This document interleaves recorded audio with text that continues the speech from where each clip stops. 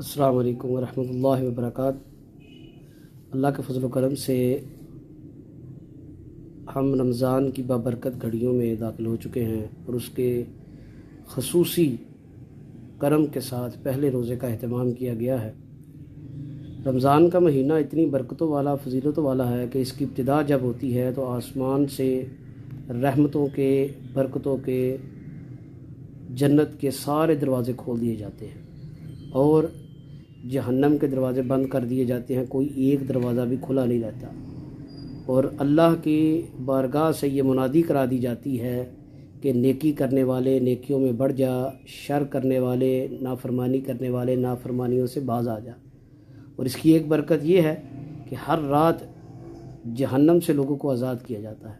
तो अल्लाह ताला से दुआ है, अल्लाह ताला हमें माह सियाम में नेकियां और खैर करने की तौफीक अता फ़रमाए, जहन्नम से आज़ाद फरमाए।